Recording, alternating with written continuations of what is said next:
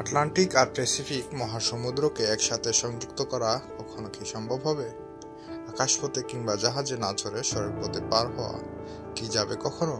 একটি স্থাপনা নির্মাণ করে আটলান্টিক সমুদ্রের দুই দেশ বা জনপথে যাতায়াতের সময় কখনো কমানো যাবে?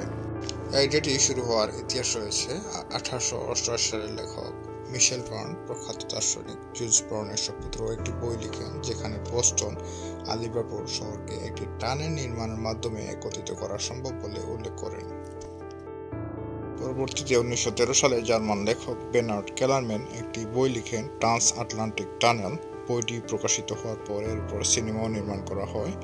এরপর থেকে কয়েক দশক অনেক সায়েন্স ফিকশন ছবি ও ম্যাগাজিনে বিষয়টি নিয়ে লেখালেখি হয়। ভাসমান টানেল সমুদ্রের 200 মিটার গভীরে নির্মাণ করা হবে, যা সমুদ্রের নিচে মাটির সাথে স্টিল তার দিয়ে সংযুক্ত করা হবে। টানেলগুলি টিউব আকৃতির হবে, প্রতি টিউবে 2টি ট্রেন যাতায়াত করতে পারবে।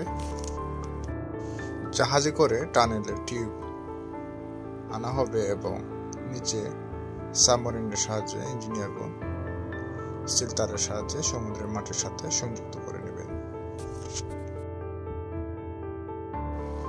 টানেলগুলোর স্টিল তার এমনভাবে তৈরি করা হবে যাতে সমুদ্রের স্রোত কিংবা বড় কোনো প্রাণীর আঘাতে যাতে ক্ষতিগ্রস্ত না হয়।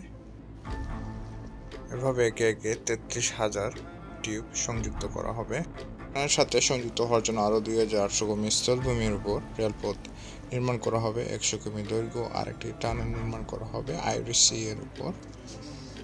এভাবে টানেলটি সম্পন্ন হবে এবং লন্ডনের সাথে নিউ ইয়র্কের রেলপথ সংযোগ সড়ক নির্মাণ করা সম্পন্ন হবে। ধন্যবাদ সবাইকে এতক্ষণ সাথে থাকার জন্য। আল্লাহ হাফেজ।